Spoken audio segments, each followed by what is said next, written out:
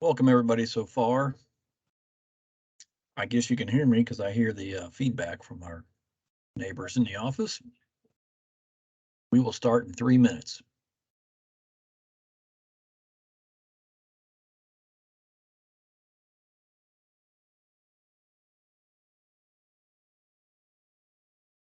I love in Harry, but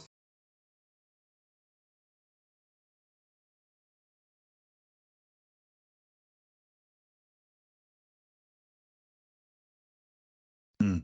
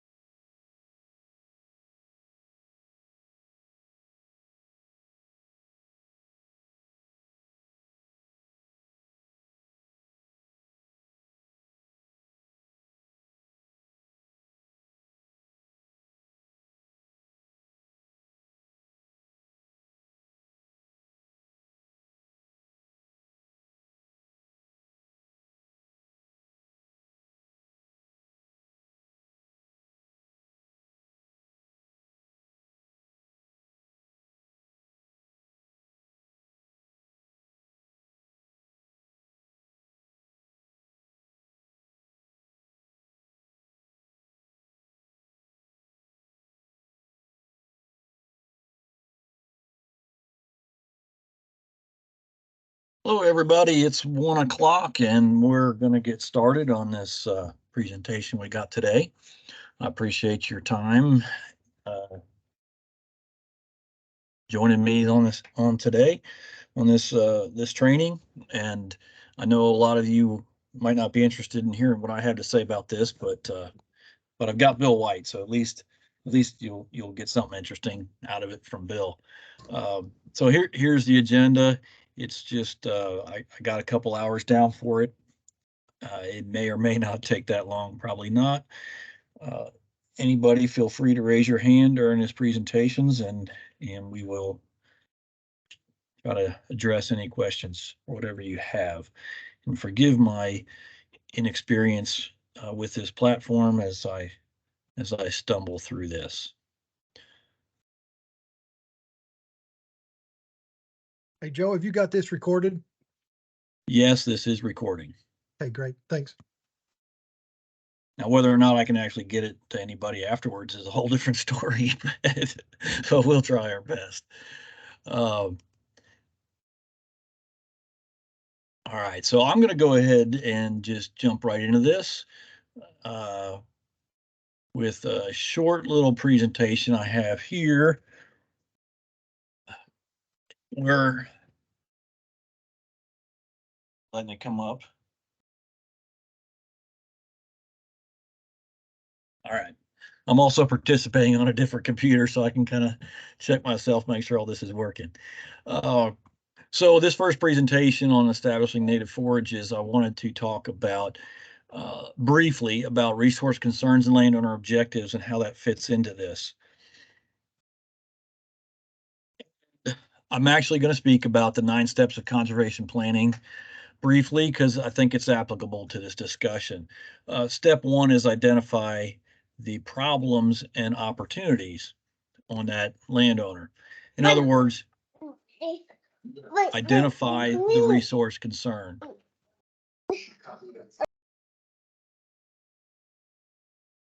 I just went and muted everybody. If you have not put your own button on mute, go ahead and do that, just in case. So we want to identify the resource concern out there.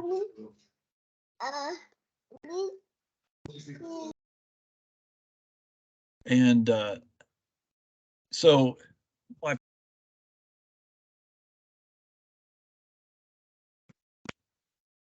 just muted myself. I'm sorry. Anyway, by policy, we want an inventory of land units, and we're supposed to assess a minimum of 2 targeted resource concerns addressing climate smart agriculture. Now, this has more to do with our NRCS partners and NBC folks as they're doing their CART assessment of all the participants in the Native Forage Establishment Initiative. The only 3 targeted resource concerns that you need to address are managing soil moisture and drought susceptibility, reducing greenhouse gas emissions, and enhancing carbon sequestration. So you have to address at least 2 of those 3, but those are the only 3 that are available. The point of saying this is that terrestrial wildlife habitat is not a resource concern for the Native Forage Establishment Initiative, Native Forage Initiative. So I just wanted to make that point real quick. Here you have a couple of wildlife biologists teaching you about a program here and how to do something, knowing that, hey, wildlife is not our #1 resource concern for this.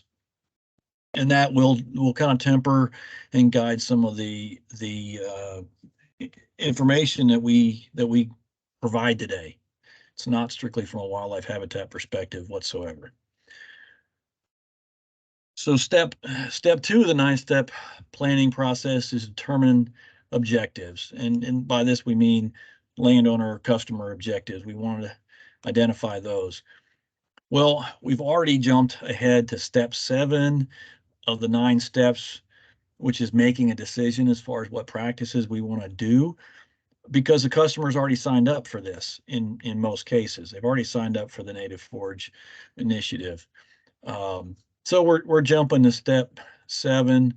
However, and we can assume the customer's overall objective is to establish native forages. We know that they've already signed up for it, but we still need to flesh out those objectives and get some more information from that landowner in order to do good planning. So are we going to establish these natives for haying, for grazing, for both? How many acres are we talking about? You know, we most likely are not going to convert a whole operation over to natives. So you have to come up with the landowner the idea of how many acres they want to do and how that's going to fit into their operation. And what is it about the native forages that is sought after as far as that operator is concerned? Is it that they might be better forage for horses and other livestock, being it doesn't have the endophyte like Kentucky 31 has, or what is it? And we know that native forages can fill several roles here. They can fill the grazing summer slump, being warm season grasses in many cases. We can lengthen the haying window so we can hay later in the later spring and summer than we would want to with cool season forages. Of course, we can drought proof forage production as natives have deep root systems and can handle much drier conditions and still being productive. And we can increase soil health again, with those deep root systems. That can really help. And last but not least, we can increase wildlife habitat, even though I've already pointed out that's really not the objective of this program. But as Drexel pointed out, just having native grasses in a rotation system uh, certainly brings wildlife habitat as a secondary benefit. So knowing the customer's objectives is necessary before we move on to the next steps of conservation planning. And these objectives come into play when we want to select appropriate species or mixes and to actually formulate the plan for conversion and establishment of these natives. So the next presentation by Bill White will work you through selecting the species and mixes according to those landowner objectives.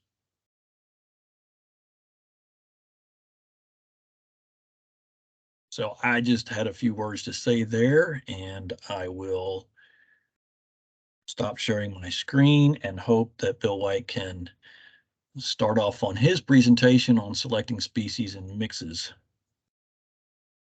Thanks, Joe. Let me share my screen here just a second.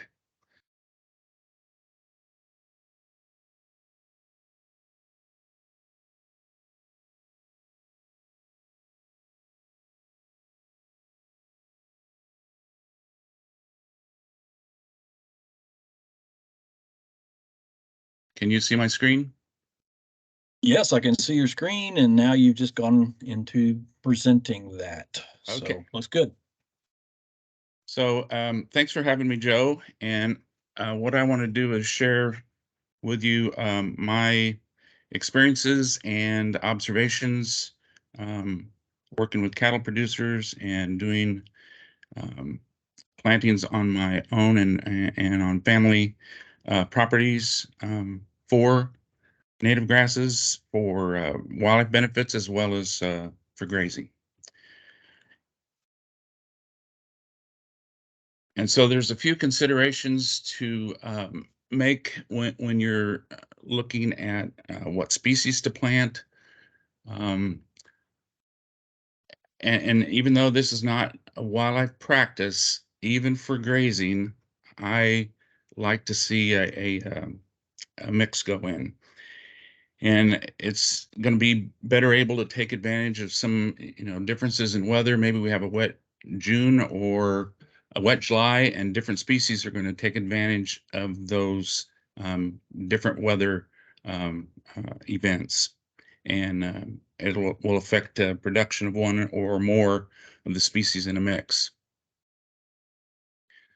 I also firmly believe that having a diversity of species in a mix is going to get you a better stand, and that's what we really need to get with these type of plantings that are going to affect somebody's bottom line. And also, when you have a mix, especially something, if we throw switchgrass and big blue stem and Indian grass into a mix, we're going to have a longer season, a longer time where we have prime grass growth and higher crude protein and digestible matter through that summer grazing period. It's if we base it on just one species, that what we're planting, we're going to shorten that amount of time that we have the prime growth and the prime crude protein out there. And you probably will not hear this from anybody else you ever talk to about native grasses in the field, but I always like to throw in a little bit of side oats into a mix. It's typically the first to come up. It will fill in gaps while some of the other grasses catch up.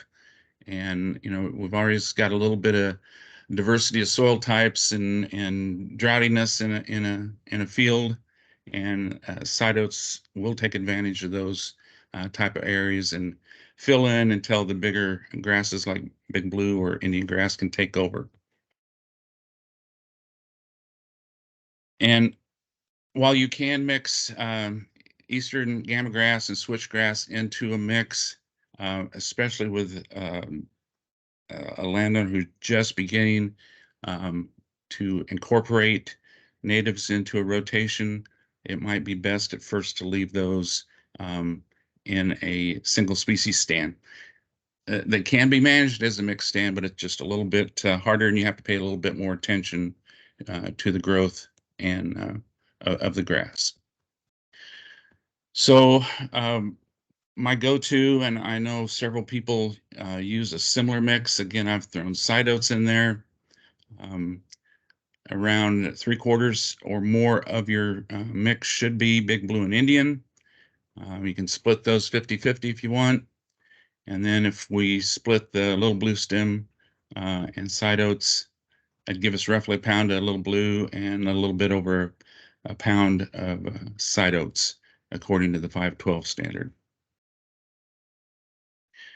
Another mix I know is very popular out there is a 50-50 mix of just Big Blue and Indian. Again, I would throw some switchgrass in there just to make sure we get the gaps in the stand filled.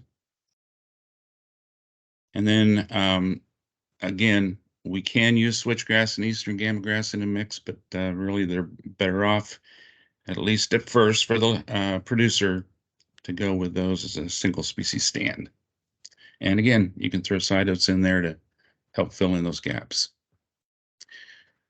This is table 2 out of your 512 practice specification.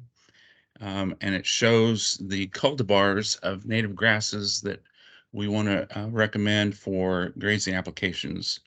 All of these, I believe, are developed by plant materials centers around the Midwest. And so they were selected for their adaptability, their grazability. Many of them have finer leaves that are more palatable than some of the actual native versions of these grasses out there. And so each one's a little bit different. I know for the Ozarks, there's been a lot of work with Ozark 70. When I was working at NRCS Area 1, the Roundtree and Call were real big up there, and I think that was before Ozark 70 came on the scene. But each of these has a little bit different adaptability to the sites that you're working on. And when the landowner orders his grass seed, he needs to specify which of the cultivars they would like in their mix. If you want to know a little bit more about each of those cultivars, the Plant Materials Center does have a series of fact sheets and brochures out there dedicated to each one of those releases, and it'll tell you a little bit more about them.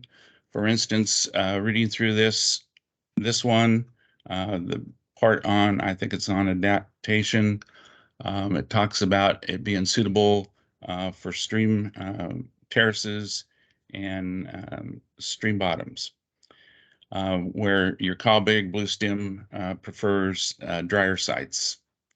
So there's a lot of material out there that I'm not going to be able to go over to today, but it is out there. And I think when I look this stuff up, I just Google plant material centers and Roundtree Big Blue. So that is out there for more information if you're interested. Question comes up of whether we want to add forbs or not. And, you know, really that's up to the landowner. I would urge caution if the pasture or field that this planting is going into is infected with Sericea lespedeza, or it's immediately around the site that's being planted, because that will be a battle to keep that under control, especially if you add forbs to that planting and then try and control Sericea on top of that. Typically, forbs are not very conducive to hay operations, and we'll talk about this a little bit later, but haying favors grasses and does not favor forbs. And there can be occasional some management implications if they've got several paddocks that they're rotating through, and it takes a while to get back to a paddock that say has something like ashy sunflower in it, and the ashy sunflower heads out, goes to seed, and it's spreading out there. They may have to change the rotation cycle in order to get on that ashy sunflower while it's more palatable and before it matures. But typically, you're managing for your grass, and unless there's some issues that come up, you just manage for your grass, and we'll get into that a little bit later. Probably the big deal is whether the landowner is going to accept it as something valuable within their planting. And I always think of my dad when I put that word weeds up there, because we planted pollinator planting and had Maximilian sunflower come up, and he goes, "Oh, there's a damn sunflower. You need to get rid of that." Well, if the landowners are going to look at things as weeds, then there has to be either an educational process there to help them accept that, or maybe forbs are not something that is meant for them to put into a stand. But some of the value of forbs is a lot of them, instead of having the fibrous root system like the native grasses have, they go down whatever it is, 6 to 8 feet. Some of these forbs, they send roots down to 15 foot or better. And so they're pulling up additional nutrients from deep down in the subsoil, deep down in the soil profile, and bringing that up within the roots of the native grasses and then to the surface. So that's it available for those native grasses to take up those additional nutrients. And there's been some studies on water infiltration on a native forb grass mix versus a straight Indian Big Blue grass mix versus fescue. And the water infiltration in the more diverse plantings is always higher than it is in something that's less diverse. So you're going to get less runoff in more water absorption in a more diverse planting. A lot of the forbs have a lot higher protein content. Some of the legumes, I'm thinking Illinois bundleflower, I believe that crude protein on that approaches 30 to 35%. So they do bring a little bit of diversity in the protein content available out there as compared to our grasses. And then if we include native legumes into that mix, they can fix nitrogen. That's going to help with the grasses that are growing there. So overall, they are good for the sustainability of a stand, and they can help enhance the grasses that are out there. And if you look on your 512 IR, at the back of that, there is an additional supplemental sheet that was added to that, I believe this spring, that lists some of the grazable wildflowers or forbs that are out there that could be used. I would caution you on purple prairie clover. It does not do well with competition. And so, like with a lot of the forb plantings that have gone on for pollinators and the like, rarely do I see that unless there's a spot that the grass isn't growing. And people may have other experiences, but that's just my experience with purple prairie clover. All the others there, I think, are very compatible with grasses and with grazing. And so one thing during the planning process for the Native Forages Initiative, we need to make sure we get the 512 filled out properly. One thing to put in there would be whether it's going to be broadcast or drilled, as that will affect your seeding rate.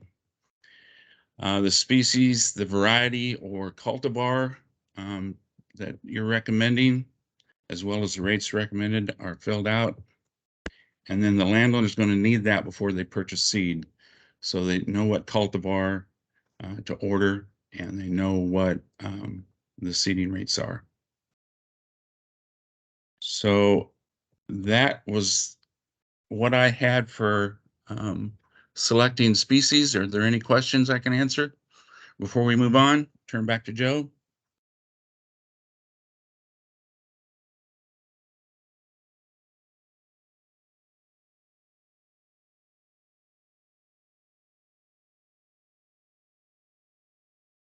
All right, well, with no questions, we'll continue and we'll wrap this up at the end with any questions that you might have by then.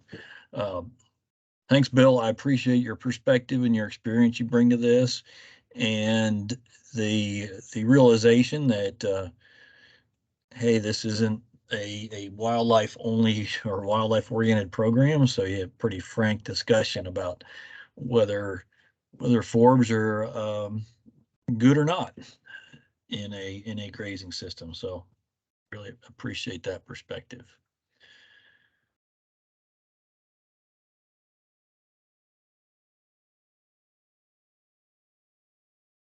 Well, I'm going to talk about this next presentation is on site prep, planting methods, and a little bit about management the first year of after establishment. Just checking to make sure you can see my screen. And that said, this is very much opinion oriented and experience oriented, and I know there's been other trainings given, and there will be other trainings given, and I encourage you to pay attention to them as well, and attend them if you can. There is the Native Forage Establishment Workshop at the MNRC on February 7th. And so you will hear from a totally different set of presenters. And hopefully they don't disagree with me too much if you do that. So we're going to talk about goals again on this site prep. And I'm making a lot of assumptions here, and my focus is based on those assumptions. There's going to be some cases that don't really line up with this, but we do have a desire for fast establishment. We really want to have a fully established stand of forage within the first or by the end of the first growing season. And that tempers some of my recommendations here and explains those recommendations later. Obviously, we're in it for forage production. Most cases, folks want relatively clean stands to get that forage production they want, and they don't want all the weeds like Bill mentioned earlier. So I'm making the assumption here that we have a lot of folks signed up for the Native Forage Initiative, and they want to do their seeding this spring of 2023. So my recommendations here are based on that time frame. If the operators don't want to plant till the following year, then that brings in entirely different options for them. I'm also assuming in most cases we're talking about converting an existing fescue or other cool season grass and legume stand to a native grass stand. Being from South Missouri, and most of you, we're primarily talking about fescue as our grass out there in the pasture, the hay field. So here's some other facts and assumptions. We want a one-pass herbicide treatment. We're basically talking about spraying this spring and planting this spring. So that really leads me to a certain conclusion recommendation. Two challenges here.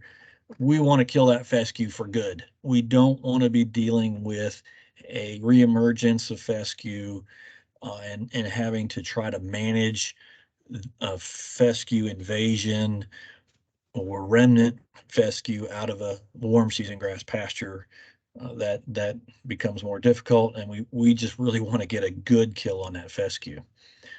Also recognize that annual grasses such as crabgrass and foxtail are some of the most competitive weeds in a native grass establishment.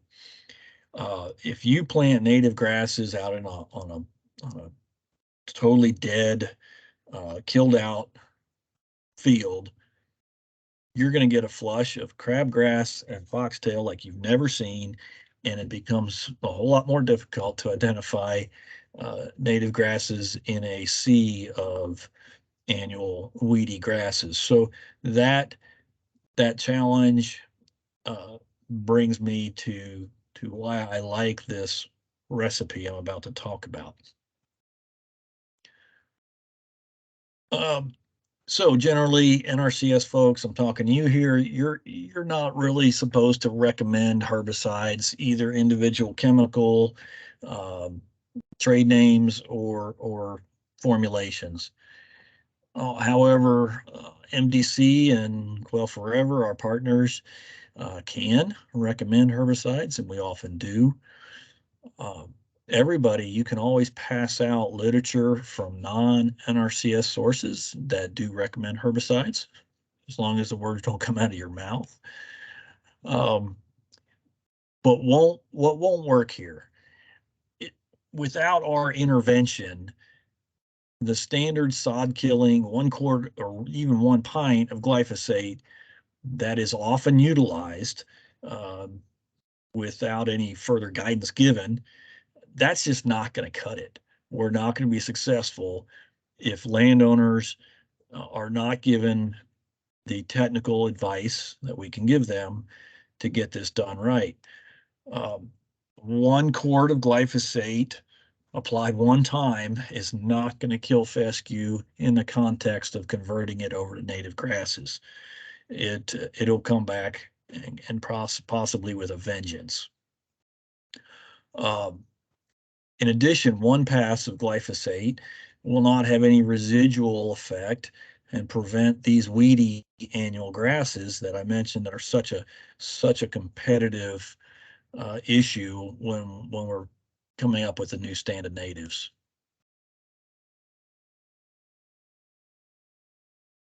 So this presentation is based heavily on this recipe for dead fescue. I sent this out to everybody yesterday. I credit Jeff Hodges of Quail Unlimited in 1998 for writing this article. It was in the magazine. It covers a lot of things I cover, but you can follow this recipe for a 1 pass control of fescue and pre-emergent control of weedy grasses.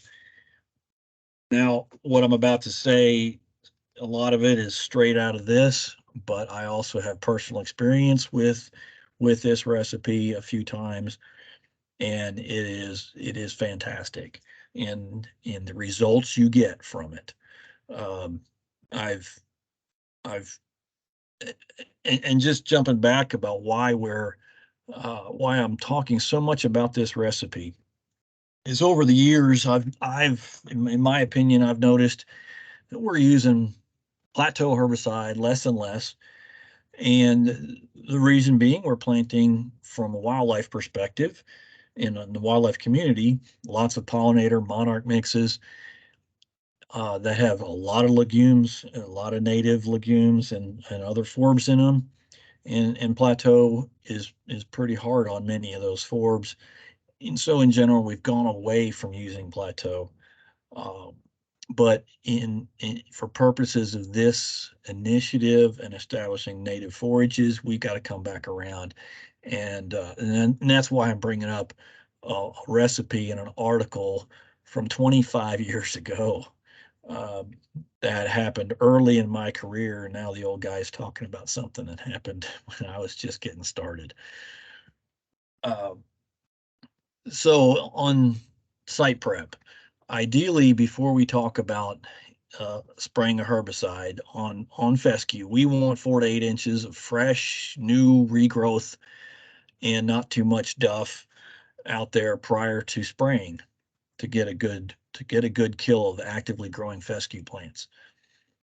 This could come about because we had a late fall, late summer, late fall hay harvest, taking off all the residual, and there's not a whole lot of regrowth or old growth of that fescue. It can be by grazing, so long as we get livestock off before the spring green up, so we get a good 4 to 8 inches of fescue, and not have that grazed and impacted by grazing before we get it sprayed. Prescribed burning can certainly be a wonderful tool for that, provided we have the residual from last fall and can get a burn done this spring. Jeff Hodges' article there talks about prescribed burning, but realistically, that's probably not on the table for a lot of in the context of what we're doing here under this initiative. So I'm going to beat this herbicide mixture to death for you here. Starts off with a quart of Roundup Ultra, and that's exactly what was listed in the recipe. That is a glyphosate with Roundup Ultra has surfactants built into it, but it's basically glyphosate. I'm going to touch on each one of these chemicals individually.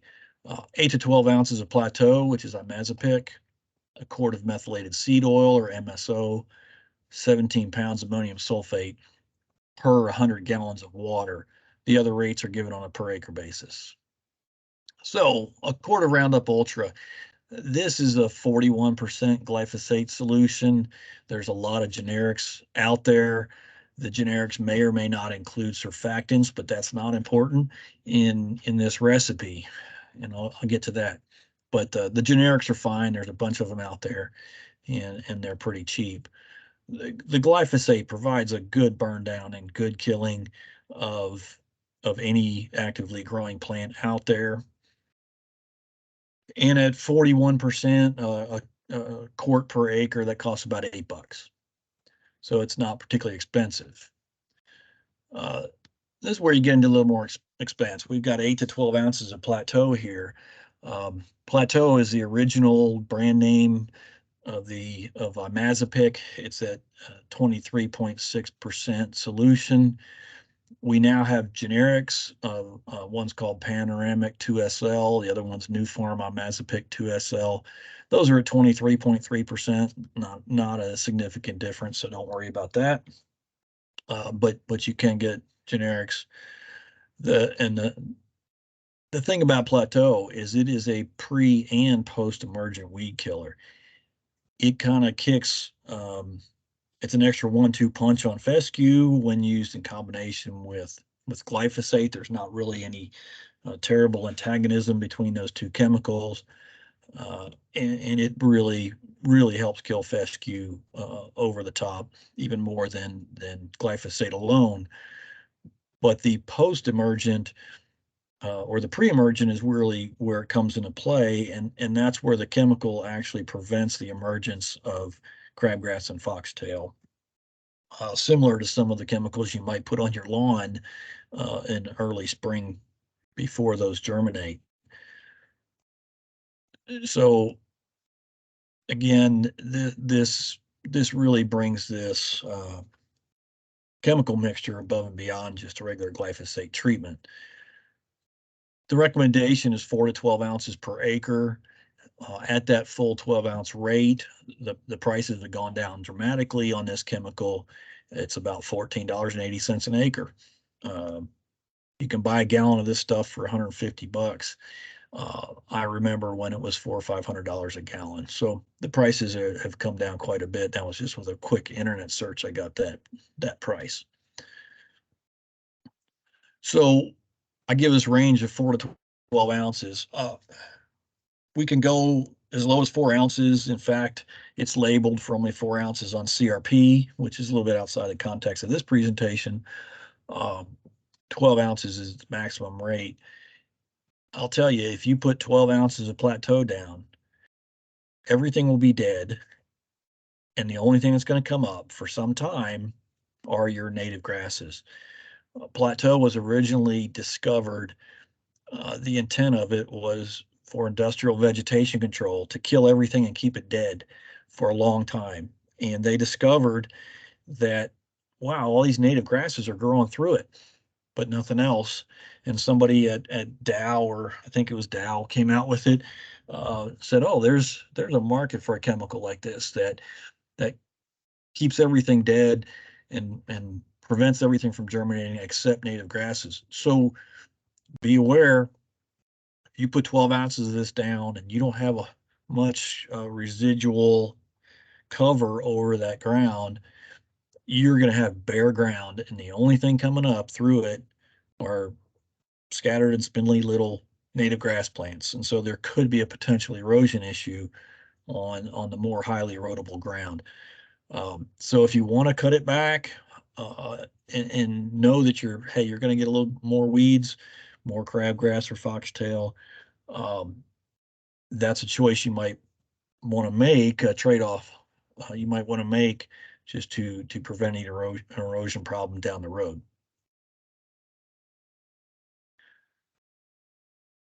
Next ingredient is a quart of methylated seed oil. MSO is a spray adjuvant, like any other surfactant, or unlike any other surfactant for that matter, and it maximizes the performance of most post-emerge herbicides. But as mentioned in that article I shared, well, I'll get to that. This surfactant, this adjuvant works like surfactants, and it helps that herbicide mix spread over and penetrate the leaves. By decreasing a surface tension, it wets and penetrates waxy and hairy leaves of those things you're trying to kill. Don't omit using MSO because Roundup Ultra has a surfactant, or because other surfactants are used in the mix or recommended or whatever. MSO is better for this particular purpose. It works especially well with Plateau, and the Plateau label recommends MSO instead of specifically, and instead of some of the other surfactants. At $4 an acre, don't omit it. It's worth using. It's not the same as a standard crop oil that you might hear that, and it's certainly not the same as a normal non-ionic surfactant. Ammonium sulfate, the secret weapon. I say secret weapon. Years ago when we first started seeing this recipe recommended by Jeff Hodges again, myself and a lot of other folks scratched their head, what's this ammonium sulfate? In seeing tickets and receipts for spraying out CRP fields before conversion over my entire career, I don't recall but a couple circumstances where I actually saw ammonium sulfate being used. So is it a secret weapon or not? I don't know. You decide. You may or may not have experience with it, but in my opinion, it is the most overlooked ingredient ever when it comes to killing fescue. Again, if left to a landowner and his co-op, his farm co-op, to spray a fescue field, you're not going to see ammonium sulfate get used. You're not going to see Plateau and MSO get used. So I'm really stressing this recipe again. What ammonium sulfate does, I think it does several things. It's a water conditioning agent. It makes glyphosate especially work better in whatever kind of mix water you happen to have, especially when that water is hard. There is a antagonism between calcium and magnesium in water and glyphosate, and the ammonium sulfate minimizes that antagonism, mitigates for it. It also makes your herbicide work over a wider range of weather conditions. So, if your fescue is stressed out because of hot and dry temperatures, for example, to some degree, ammonium sulfate will help that chemical work even better in that challenging environment for herbicides. Now, honestly, I don't really know if this makes a difference or not. Ammonium sulfate is nitrogen and sulfur. It is used as a fertilizer in some cases. However, we're using it as a adjuvant here, but it does have nitrogen in it, and I've heard it said that this little extra shot of nitrogen by using it in your herbicide mix actually helps uptake of the chemical. If anybody can confirm or deny that, that's fine, but it probably, from my perspective, it can't hurt if it operates in that way. And it only costs $1.20 per acre, and that is the best $1.20 you could spend. And I really suggest we do not overlook it and don't leave it out, because it brings it all together and makes everything work better. It usually comes in this crystalline dry powder or dry form, and you use 17 pounds by weight of it per 100 gallons of spray mix, and the recommendation is to spray 20 gallons of water per acre typically when we're doing these types of herbicide burn downs. And so that's why it gets down to $1.20 per acre. It is available as a liquid. I wasn't able to easily find a label for that, but the liquid formulation works fine too. If you get that liquid formulation, follow label directions and you'll be fine. That liquid is certainly sold for this purpose and not as a fertilizer. So it has a label as a herbicide adjuvant. So real quickly, look at the prices. $8 for the Roundup, almost 15 for the Plateau, 4 for the MSO, and $1.20 for the ammonium sulfate, and you have $28. And again, this is for a one-pass treatment that is incredibly effective, and it's honestly the best we're going to get done if we only have the opportunity to do one pass. Joe, Yes. before you leave that slide, I would just like to add that when folks are working with producers, I would 110% agree with you on the use of that ammonium sulfate. We've used it for years, but definitely a little caution. I always tell people that if they're spraying themselves, to dissolve the ammonium sulfate in a bucket and pour in the sprayer. You can plug your sprayer up pretty quick, and it's not the end of the world, but it's kind of it's a nuisance and it takes a while. But warm water in a bucket, dissolve it, pour it in, works great.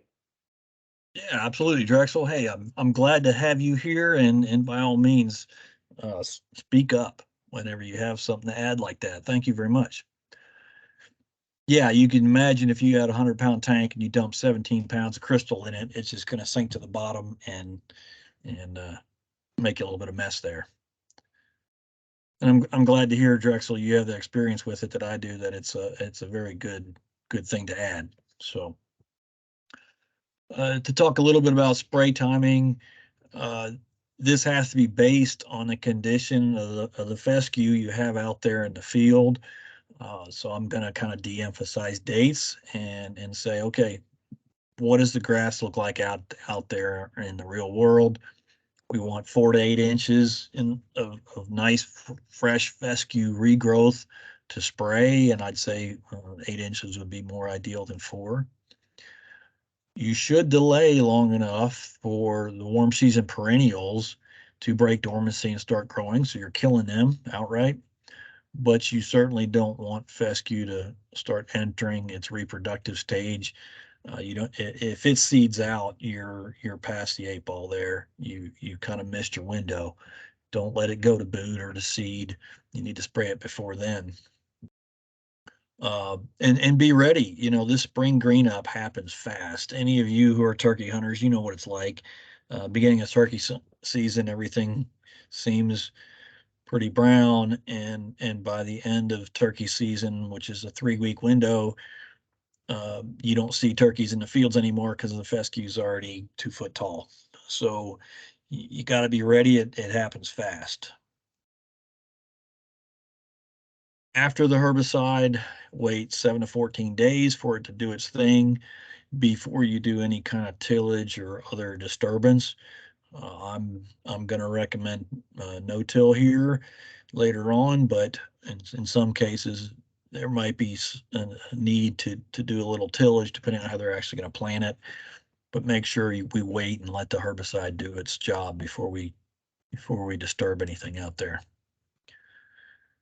Real quickly on these next sections, on planting. Our planting dates in southern Missouri are March 1 to June 15th. So our typical spraying is going to be done in mid to late April. So given that 1 or 2 weeks after that, that gives the target seeding date of May 1st. If we didn't need to kill fescue beforehand, I would always recommend the earlier planting the better. But in this case, we're probably looking at May 1st typically. Even though the planting window is June 15th, I say no later than June 1. By June 15th in southern Missouri, we're smack dab in summertime then. A lot of times the rains have kind of trailed off already, and I'd really like to recommend that we get it in that 30-day window, May 1 to June 1. As far as planting methods and all kinds of other information, recommendations, and requirements of a 512 planting, they're all in the IR. Lots of good information there, and then if you use the IR, it'll keep you in specs as well. Broadcasting or drilling, in this context, that's already been determined. I mean, the 512's already been planned out in most cases. Would always recommend, recognize that broadcast plantings have that higher seeding rates. When drilling, most common native grass species are fluffy. They have those beards on them. And with the exception of switchgrass and eastern gamma grass, those seed types are totally different. Not only, as Bill mentioned, are those 2 species more difficult to manage in a mix, they are also very difficult to seed with those other 4 species of native grasses that are fluffy seeds. Switchgrass are tiny, smooth seeds, and eastern gamma grass is almost the size of a kernel of corn. So actually seeding those mixes together, if you use those 2 species, is difficult. The emphasis here being, though, we're talking about native grass seed that's fluffy. We really need to use a native grass drill that's got agitators and large drop tubes specifically designed for these fluffy seeds.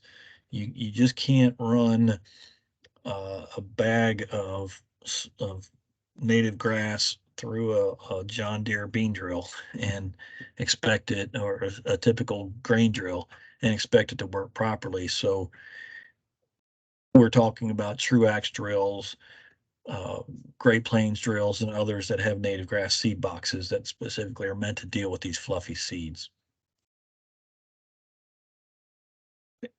Drilling is defined as planting with a grassland drill, grain drill, or seeder packer capable of properly metering and placing the size and kind of seed being planted.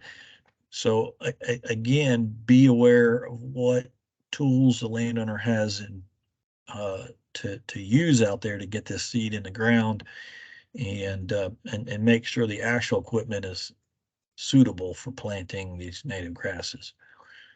We plant them very shallow, between 1/8 and 1/4 inch deep, so that 25 to 50% of that seed is actually visible on the soil surface after drilling it. If you think about what Mother Nature does, she doesn't drill anything into the ground. She broadcasts it on the soil surface. So we don't need this stuff very deep for it to grow. And probably the biggest mistake is planting it too deep. And if you're on sandy soils, you might punch it in a little bit deeper just because the seed, the plant can get through that sandy soil. It doesn't crust over, and there'd be a little bit more moisture, just a little bit deeper. For broadcasting, the key to broadcasting successfully is to have bare ground and ensure good seed to soil contact. And remember, to do this, we want a firm, weed-free seed bed. If it's dished up, it's not, and without any additional steps, it's not going to be firm. If you put seed on it and it rains, a lot of that seed will be buried too deeply. So we need a firm seed bed, and that's often taken care of through rolling or cultipacking it first. So it is relatively firm. You don't sink into it when you're walking across it. You want to broadcast the seed with the appropriate equipment. Slinging it with a standard fertilizer spreader and a carrier doesn't really work very well. There's better ways to do it with a Vicon seeder, an air seeder, air fertilizer spreader machine can really help you broadcast it better. And after you seed, you can roll and cultipack it again to help press that seed into the soil and make sure you have that seed to soil contact. So in the first growing season, do not hay or graze that new stand in that first growing season, even if it appears the tonnage of material and growth out there will support it. You want this newly established stand to establish large, deep, and strong root systems. If you take off the tops, you're not going to get that. A harvest of that biomass the first growing season will reduce your stand health and persistence over the long and the short term. And that's all I have for establishment. The next section is Bill's going to talk about grazing management, weed control, how to deal with stubborn fescue that might have been missed the first time around. Is there any questions on what I presented? Right. Bill's not wasting any time getting this presentation up. So Hey, thank Joe, you, I got a Bill. question for you. Yes, Brad. When it comes to, and it could be Bill or Drexel might be able to answer this too. Some of these fields that are going to be planted might be fields that might be overgrazed where you may not have as much cool season in there, but you got a lot of broom sedge and stuff like that in there. This chemical mixture that you're talking about probably is not going to kill a lot of that broom sedge. Is it a concern when it comes to that broom sedge? Do we need to be concerned about that if we're going to try to plant it the first year like this? I'd say it is, but hey, Drexel, do you want to speak to that? Or Bill? Yeah, I would. So yes, it's going to be a concern because first of all, it's not going to be there in the early time period that Joe's talked about, and we're not going to get a kill on it. So I would say first and foremost, this would be an excellent opportunity to, if broom sedge is pretty prevalent, I would delay the seeding. I would use the 810 and I would get a fall herbicide application in there to get the glyphosate on that broom sedge in the fall whenever we can kill it. If that is just not acceptable, then we can, and I have, and I am still working, against broom sedge. A good, one thing that is in our favor is that we have higher seeding rates. And so we're getting a pretty good stand. And if we can go through the process that Joe presented and get a good stand by the time that the broom sedge really wants to come on, it's pretty late. It's a late bloomer. And we're correcting, and I think this is very important, that we're looking at that pH and phosphorus levels, that we're doing some corrective measures there, then I think that we can overcome the broom sedge. We could proceed with the seeding, but it's probably not going to be as pleasing as quickly as it would be if we were able to get a fall application of herbicide, glyphosate in particular. Good point, Drexel. Thanks. Appreciate you sharing your experience on that. Looking at my notes real quick, Bill, if I could take a second. Get down. Somebody needs to turn off their mic. But Bill mentioned Ozark 70, and I go back long enough to remember how Ozark 70 as a cultivar, if you want to call it that, of big blue stem came to be. Typically, these cultivars are found or developed by selecting particular phenotypes or expressions of plants that show a benefit, in this case for forage production, and then that plant is increased, and eventually you have a seed source that is pretty genetically similar. All the individual seeds are basically from the same parent plant, and so if you use a cultivar, and especially a monoculture of that cultivar, you really have one type of plant out there. The difference between Ozark 70 is not really it's not a cultivar. Ozark 70 is a collection. They went out and the Plant Materials Center in Ellsbury asked all us biologists and NRCS folks to go find some big blue stem.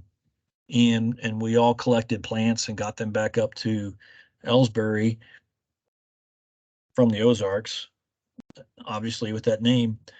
And they basically picked 70 different individual plants and now and grew those 70 species, 70 expressions, 70 different plants out. So you actually have a mix of 70 different phenotypes of big blue within that Ozark 70 bag of seed.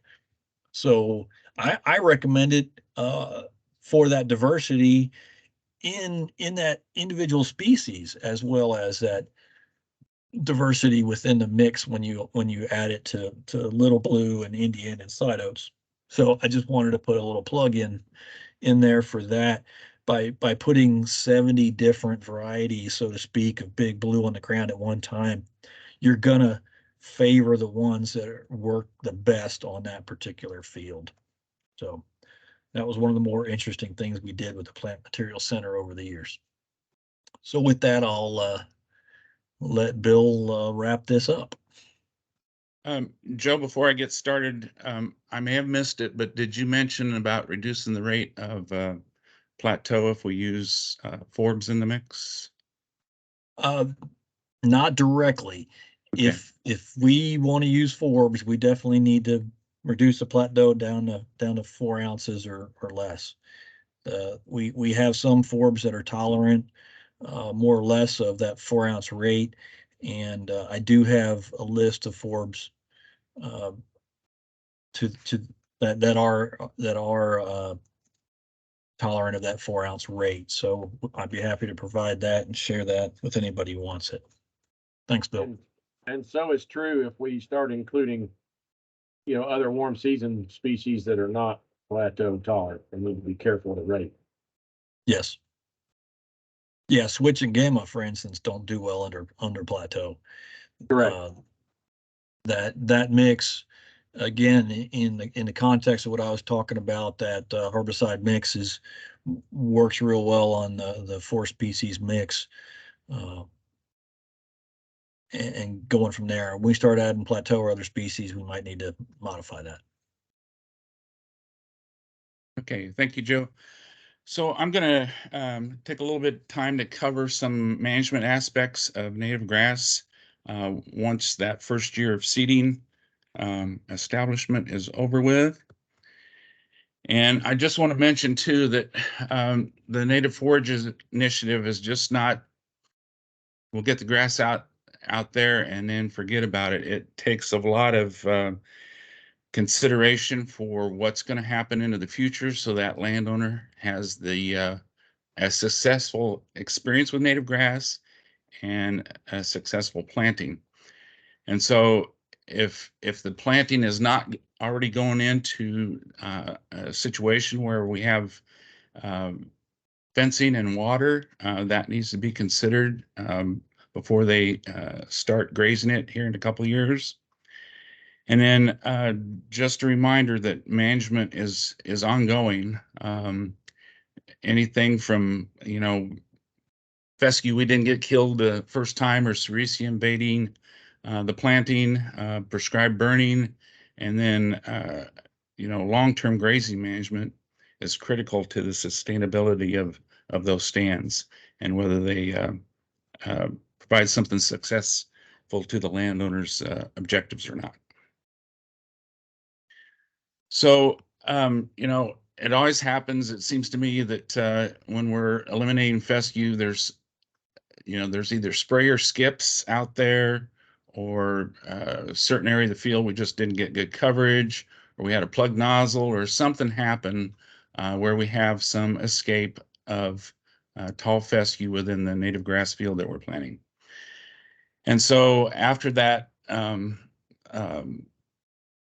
initial year of establishment, you can go in post-frost with glyphosate and hit it if you don't have forbs planted in the field.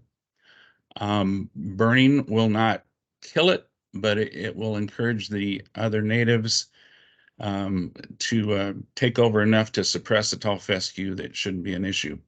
The other option, if we do have forbs in that mix, is to use select herbicide as well as a small dose of pasture guard. I'm sorry, plateau.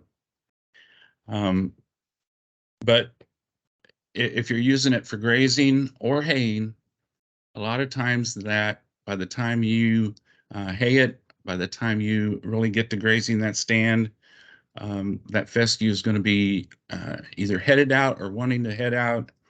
And so you're going to have a seed source there for contamination of that entire field before too long if the tall fescue that escaped the initial establishment year is not controlled. A lot of times, old pastures, maybe before they were seeded to fescue, had frequent overseedings of clover. And so when you eliminate that fescue competition, the clover is really going to come on. And it can pose a problem that first or second year, especially, and thereafter. The high residual cover that is needed to be maintained out there will help deter that clover from competing. You can also spray remedy while that clover is still green and growing, or pasture guard. And then we're going to be wanting to burn that native grass after the second growing season, beginning of the third growing season in April. And that late of a burn will do some kind of suppression on that clover. So there's several different ways to control these types of competition to your planting. Again, we mentioned sericea earlier. There's several options for that, and hopefully you don't have forbs planted in the field, because any kind of broadcast spraying with these chemicals, and there's others out there too, are going to also impact your native forbs that were planted. Johnson grass, typically it's not that much of a problem after you're at a point where you can graze and or burn. The planting, burning will knock it out, as that burning will affect the growing points on the Johnson grass, as well as encourage your native grasses to kind of take over. If you've got something going that initial year, mowing and or outrider herbicide after the native grass gets to a certain point is acceptable. And this probably isn't much of a problem once we get to grazing or haying, but tall goldenrod can really be an invasive pest, and it seems to have allelopathic effects on native wildflowers and native grasses, and so there are ways to take care of that also. And then we'll also want to keep track of any tree sprouts out there that escape burning and use chemical to treat those. And that's a long-term issue to watch out for in certain situations. And so the two of those herbicides that have the asterisk, there's nothing on the label that permits haying and grazing the year that that's sprayed. So I want to kind of put in perspective the role of grazing in the evolution of native grass.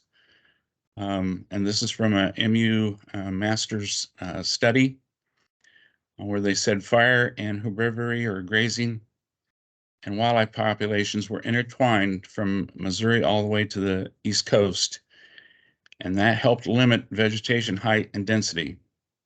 And as proof of that, very few of our grassland wildlife species evolved in 6-foot tall grass and forbs.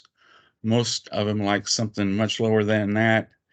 And as been mentioned, we do get a wildlife response when grazing natives versus a unmanaged stand of big blue stemmed Indian. So they all have a role in managing that grass. So again, like Joe said, no grazing or haying in that first year stand, no matter what it looks like. Sometimes with this herbicide regime that Joe mentioned, we get a beautiful stand of grass that heads out at the end of the growing season. Even though it looks great, it is still working on building that root structure, that root mass underground, and any kind of grazing or haying is going to really impact the development of that stand. And likely the following year, you're going to see a decrease in vigor.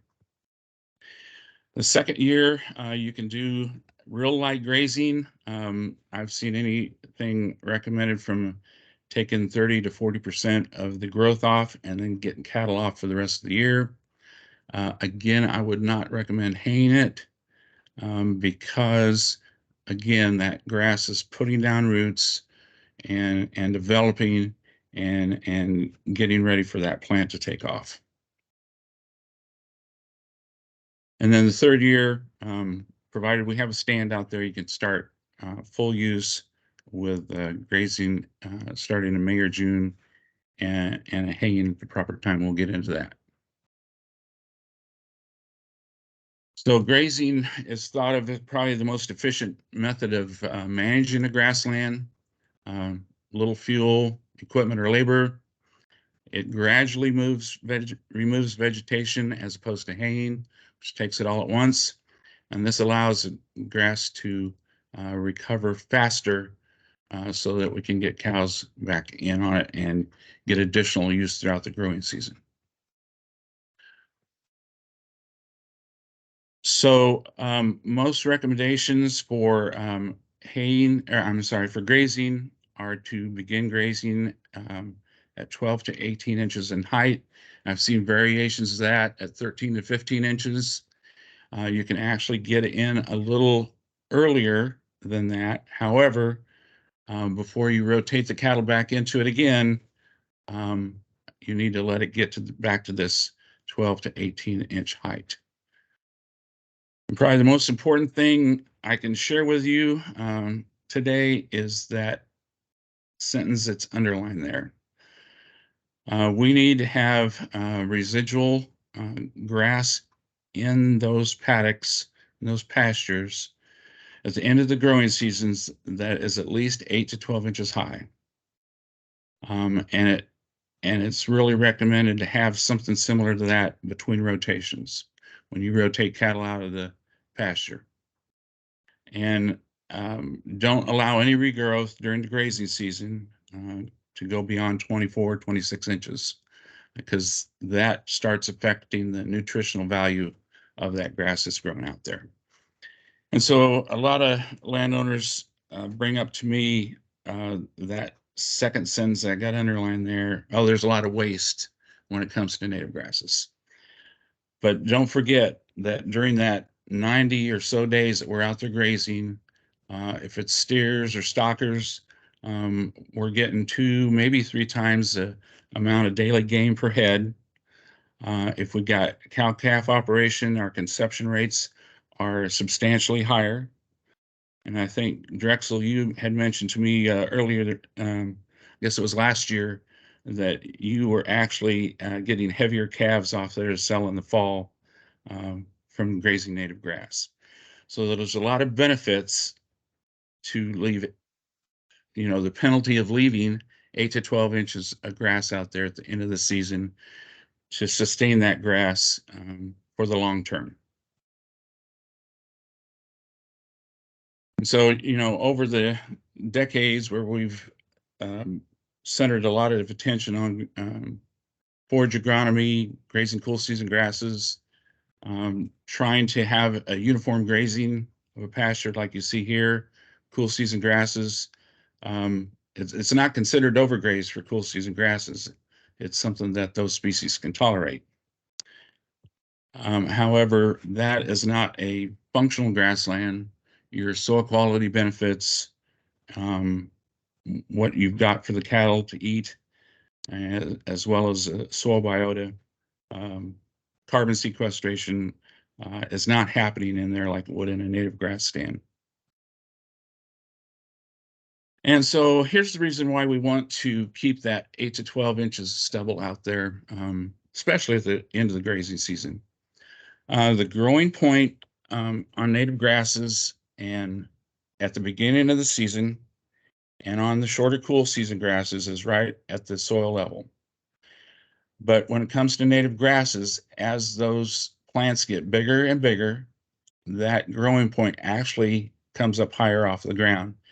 And it can be as high as 6 to 8 inches on the plant during the summer peak growing season.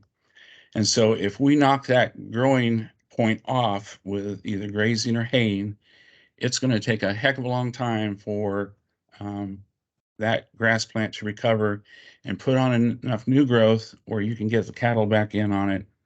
And it could even affect it if you let this happen late enough in the season. It could even affect the growth of the native grass the following season. And I have a friend in Osage County that they turned cattle into some native grass, an established stand, and they grazed it down. It was probably, it may have had 6 inches at the end of the growing season, September 1, and the following year, the forbs that were planted in that field took off because the native grass was suppressed. So this does have an impact on the sustainability of your stand. And if it's done often enough over a long enough period of time, it will be a failure for the landowner as far as the benefits that we could actually see from a sustainable stand. The other thing that happens as you defoliate native grasses is the root growth loss, as well as stopping the root growth. And, you know, part of the soil health benefits of native grass is as that plant's being grazed, some of those roots are dying and sloughing off, adding carbon to the soil. So it's not all a bad thing. But if we take way too much off of that grass plant and stop root growth, again, this is going to affect that plant next year. So that recommendation of 8 to 12 inches of stubble, residual growth left in the field between rotations and at the end of the growing season, September 1, is critical to keeping the health of those plants and the sustainability of that stand and production. So when we're grazing, and this is just a chart showing big blue stem, the purple or pink or whatever color that is the pounds per acre yield on that grass. and the blue is crude protein levels. And so we can begin grazing as early as May through August, when we've got the combination of the crude protein and the pounds per acre is the highest. And you can have the same kind of a chart for switchgrass and eastern gamagrass and Indian grass, showing the same kind of thing. But we can begin grazing in May, again, as long as we're not affecting that growing point and that we're trying to maintain 8 to 12 inches of stubble between rotations and at the end of the season, September 1. Native grass are meant to be integrated into a cool season grass rotation. It fits most producers' needs here in Missouri. And it can be part of that rotation work in real easy. 25, and I've seen even up to 45% of a pasture rotation can be in native grasses. And especially if you want to last out something like the drought from last summer, or from 2012, or from 2018, or whenever we've had droughts, if you want to have enough pasture to get you through those terrible droughts, then bumping 40 to 45% native grass is probably not too much to ask.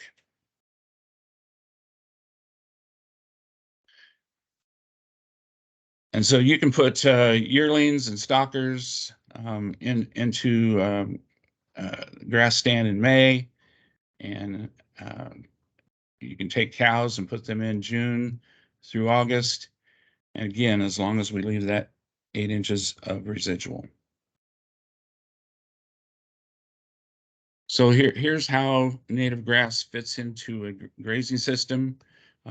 We can have fescue to graze on in the spring and fescue to graze on in the fall in a rotation, but that native grass really helps out during those summer months. So again, cool season grasses have a place, as well as the warm season grasses in any kind of rotational grazing to get you through that summer slump and get the most production out there possible.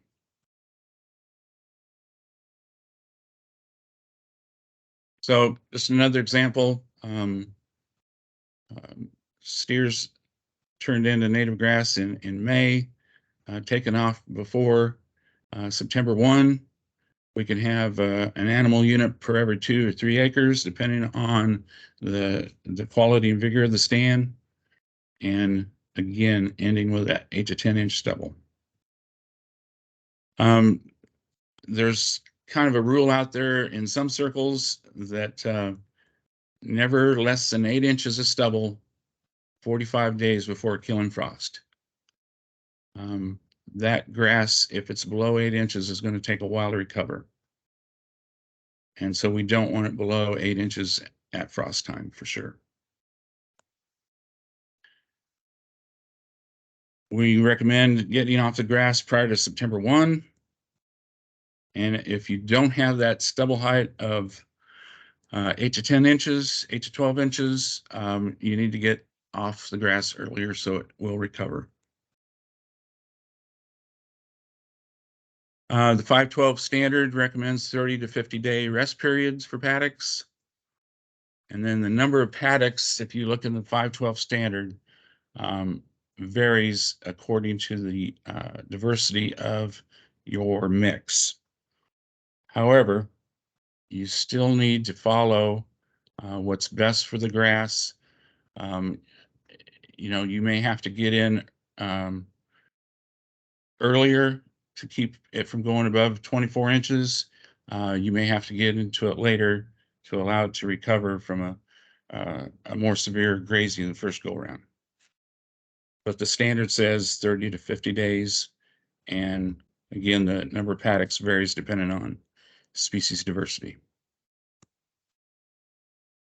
As far as prescribed burning goes, this chart shows a study that was done on prairie burns. I believe this was done in Southwest Missouri. You can see the warm season grass in that chart responded best to a springtime burn, where your forbs probably did not as well, but they're still within that stand. And we typically wait till 1 inch is a new growth, and it's in April usually. However, down along the Ozark, or I'm sorry, the Arkansas border, you're probably looking at really late March. And burning shouldn't be more than once every 3 years, probably, with a grazing system. And in the Flint Hills of Kansas, where they burn on an annual basis, they are affecting soil quality, and it sounds like creating a crust on the soil out there. So burning too much can be detrimental to the health of the system. And we want to wait on a new planting till the start of the third growing season for the first burn. Otherwise, if you've got the planting on a soil that has a lot of clay in it, you got a lot of heaving of the plants, exposing that root crown and the growing point on that grass, you'll be destroying grass plants because it could have frost heaved through the winter. So the beginning of that third growing season, that April. And, you know, part of the research that's out there is fall and winter burns are great. If you want to encourage a little blue stem versus big blue or Indian, probably don't want to do that for grazing. And fall burns, late summer or fall burns very much favor our forbs and wildflowers. Talk a little bit about haying. Again, as I mentioned earlier, you've got cover that's removed in a single event rather than over time. So especially anything that's going to cut that grass below its growing point at that haying time, it's going to take that grass a long time to recover. Haying, as I had mentioned earlier, encourages grass. It does not favor forbs. So really, if somebody's sole purpose is to use the stand that's being planted for hay, then I would not spend too much money putting forbs into it. Haying does mine nutrients, so you probably need to look at soil fertility from time to time. You know, pasture, we're recycling a lot of those nutrients back with the cattle manure. Typically, we're recommending at least on average, no more than 1 cutting per year. Now, there may be those odd years where we get a lot of rain after the haying that's done in June or July, and we get a lot of regrowth.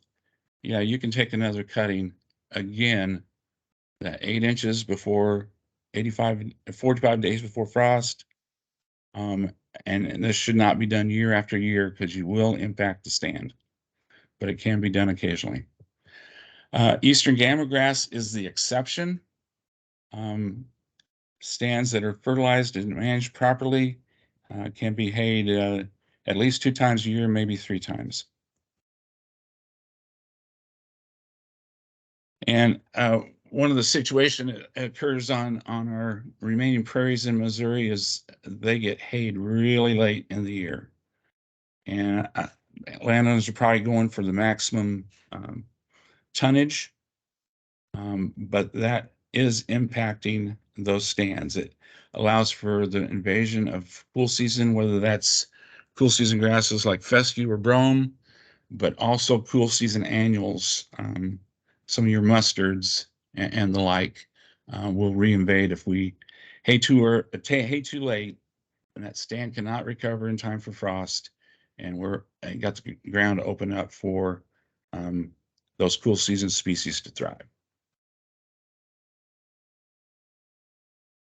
So optimum mowing height for native grass and prairie is to leave at least 3 to 6 inches of stubble out there. but really that timing is probably a more important issue than cutting height on grass. If we hay in July or June, we've got a lot of time between now and then and the next killing frost to get that grass recovered. It does take them a long time to recover from that. And then again, kind of throw things out the window with eastern gamma grass. But once you get past September 1, you start getting towards that killing frost, I'd lay off the eastern gamma grass haying. This is again that chart for big blue stem, showing that probably get the most pounds per acre of forage, as well as the best crude protein. We're looking at a July haying. You know, it can be hayed later, but your crude protein is going down substantially and won't be have the nutritional value. One thing about Indian grass is its crude protein in July and into really early August is going to be a little bit better than big blue stem. So it does help prolong that time that it's palatable and nutritious. Talk about fertilization and the fertility requirements for natives are really low as compared to some of our cool season grasses, our legumes and the like. And the reason for that is those roots that go down that 6 to 8 feet or better, they're bringing up nutrients from the subsoil. They're bringing it up to the plant above ground. They're bringing it up into the root zone. And so they're getting a lot of what they need from what they pull out of the subsoil. In addition, a lot of minerals and nutrients are stored in that stubble, that 8 to 12 inches of stubble we're telling you to leave. And so anytime you burn, all of that mineral and nutrient is being released back to the soil to be available for that grass to utilize in its root system to grow. We do know that natives will respond to fertilizer, but they don't take as much. And there's been studies on eastern gamma grass. I believe the figure was they found a linear increase in yield up to 300 pounds of nitrogen. So it's kind of like corn. The more you put on it, the better the yield, but there gets to a breaking point where it's no longer profitable, as profitable to put it on. So fertilization is probably more important for hay ground since all the vegetation is leaving and we're actually mining nutrients. We're not getting manure redeposited back on the field. You should fertilize according to a soil test. So maybe before the first time that they hay, they need to look at doing a soil test that year before they hay.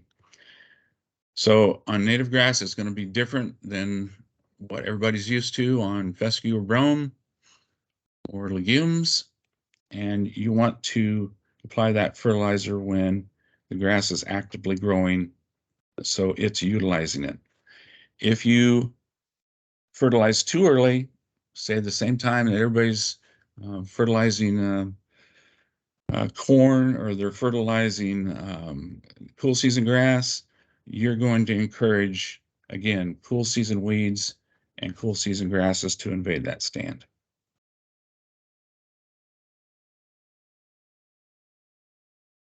So pH needs to be at least 5 or better, and P and K is typically not needed unless you have a soil that is naturally deficient.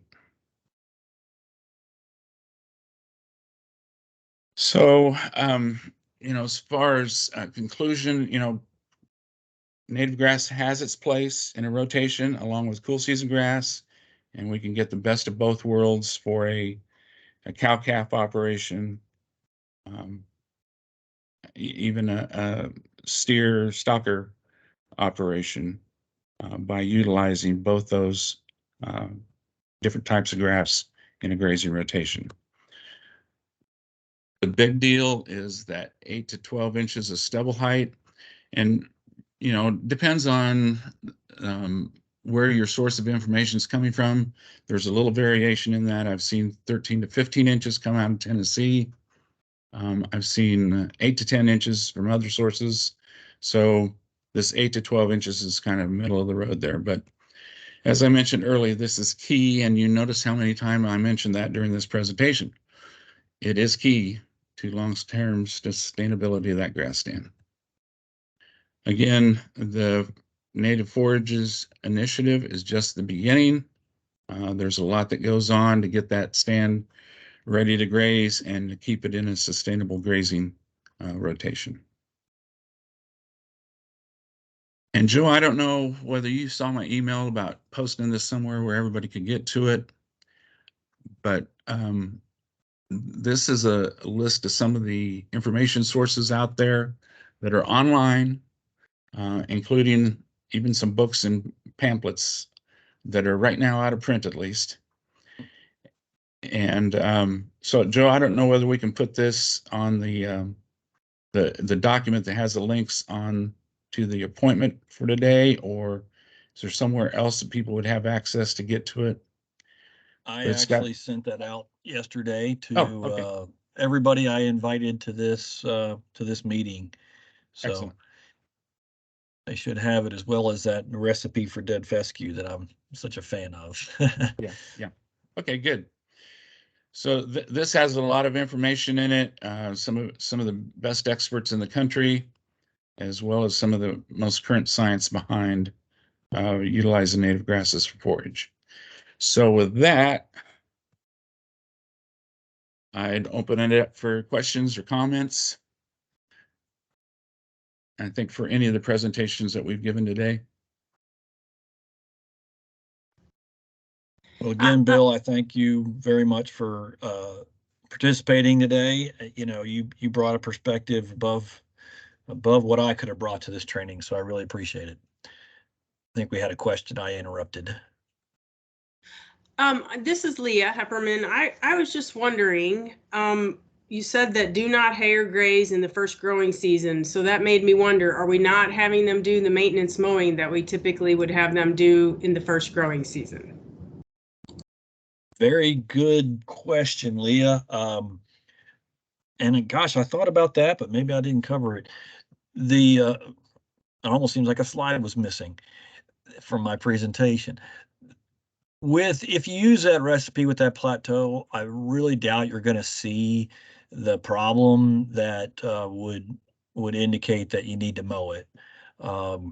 If you have, but if you do have anything that threatens to canopy over those native grass plants, by all means, cut early, cut often at the height or above the height of the native grass plants. And I know I thought about that, but maybe I didn't get it in my presentation. Great question. Yeah, I would throw in one comment there with just the emphasis on your cut early, cut often. If it gets away from them, I would rather see them, and of course, Bill drove that home, and so did Joe. If there's not forbs, I'd rather see them use a herbicide as mow, because they can do just as much damage mowing and putting a bunch of matter down and smothering those little seedlings that are already starved for sunlight, and then they just mulch over the top of them. And a herbicide will wilt those down and open the canopy up better than a mowing will. So if mowing is the chosen maintenance or establishment technique, then it needs to be done very often. I usually tell them not to mow off more than 6 or 8 inches of material over about an inch or two above the seedlings. So they're mowing very often, maybe every 2 to 3 weeks. When things are really wanting to grow fast, they need to be mowing very often, so they're not clipping off a lot of matter. Thanks, Drexel. That is Exhibit A of why giving these presentations works so much better when you have more than one presenter, especially when I'm involved. Good point.